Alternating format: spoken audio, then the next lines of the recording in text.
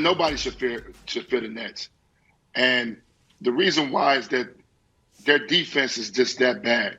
The inability to guard and to come up with a defensive scheme that's going to be conducive to helping Kyrie out and some of your guys that are not great defensively is a thing that makes teams feel very confident against them, especially when you talk about, I'm not talking about the play-in, I'm talking about the top teams when you think about the Boston Celtics, the Miami Heat, the Sixers, the Bucks. When you think about those teams, they're not going to fear.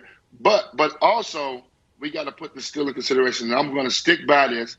You still do not want to play them in the playoffs because of what you saw the other night. Durant can go for 55. And 55 sometimes can get you a win, especially on the road. Sometimes. Kyrie's got the ability. To go for that as well. Not in a series. And then you have the problem if both of those guys put together two tremendous offensive nights, you could be looking down the barrel of a loss. So that's what makes them scary, because you got two guys who have championship experience, two guys have made huge shots and have been in the big moments. That's what's scary about them. But offensively, and what those two guys are very capable of doing on any given night, you may not want to play them. That's just not going to want to play them in the playoffs.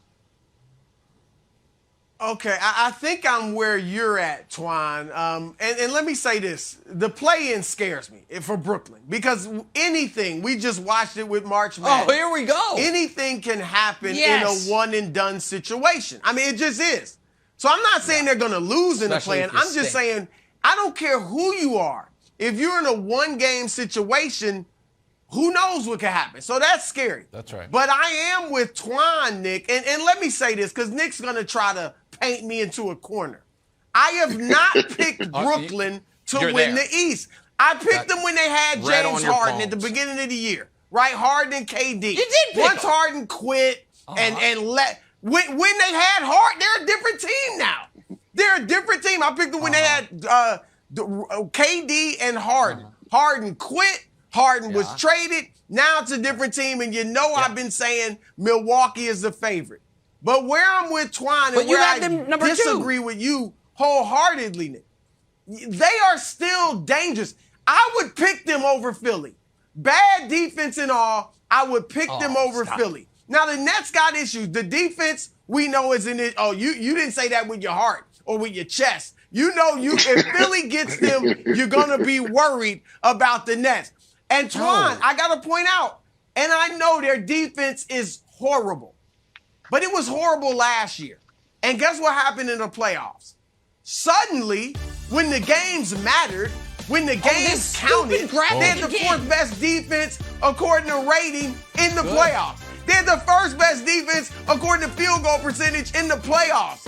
So I'm just saying they can ratchet it up if they want. The second thing they got to do, so they got to focus on the defense, Nick. Kyrie has got to understand who the number one option is. It ain't him. It's Kevin Durant.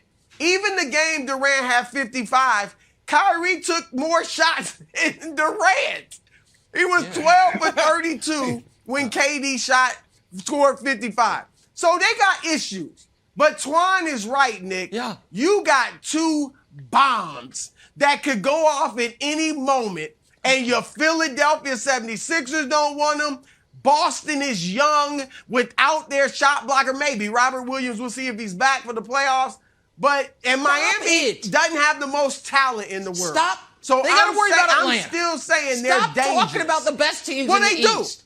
They're not Let them dangerous. Get out of March Madness. Guys, let them get out of the tournament, and then they could be dangerous. And get washed by Miami. Miami will wax them. Listen, first of all, the Atlanta game was the biggest game of their season. Kevin Durant scored 55 points, and they lost.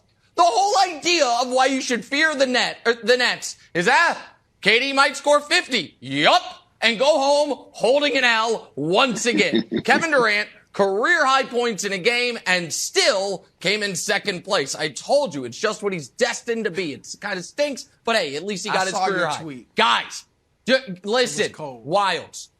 How many games are left? When are people going to believe me? And added take, amazingly, Wilds, amazingly, You know, it turns out when Kyrie Irving is not literally the most rested player on the court every game, he's no longer dropping 35 a night. Who'd have thunk it? That once he has to play every game, he's not all of a sudden, oh my God, he could drop 60. No, instead, the Nets with Kyrie Irving, I'm not going to show you last year's playoff stats. I'm going to show you this year's or tell you this year's defensive stats. The Nets this year, when Kyrie Irving plays, have the worst defensive rating in NBA history. The Nets this year, in the 7 games Kyrie has played the most minutes, NBA history. In the 7 games Kyrie has played the most minutes this season, they are 0-7. And he's still, Antoine, by the way, a little Easter egg for you, on the low block on free throw box outs, because Steve Nash, God forbid Steve Nash tell him not to be. The team is not good. They're horrible defensively. Kyrie has taken 32 shots on a night Durant could have had 65 points. And if they get out of the play-in, Miami will wax them like so many beautiful Impalas on South Beach. It's not going to be a series. And we'll be like, well, when Ben Simmons comes back, oh boy, the what if? Wilds. Come with me, my friend. If Ben Simmons came back, it'd be a different story. Ben's not coming back. Trust me. I want Ben to come back, and he would solve a lot of defensive issues. He's not on the team. And he's not coming back.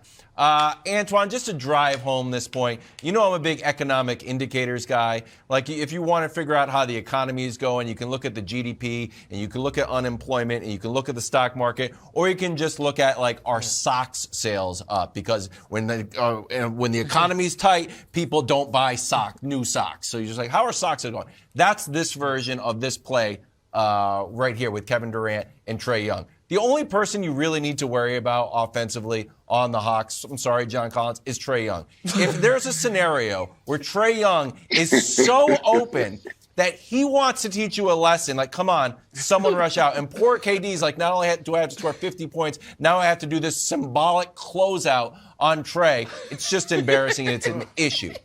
But, Antoine, to Broussard's point about the graphic and how the Nets can step it up, is there a scenario, because they stepped up against Philly, that the Nets can just buckle down, that they can flip a switch? Or am I just simplifying NBA defense? Because to me, it's like, oh, Kyrie can't play. Like, well, what if he just buckled down? What if he got the Duke Blue Devil in and slapped the floor and said, let's go. I want to play some defense. Is that a chance for the Nets? Wojo's not walking through that door.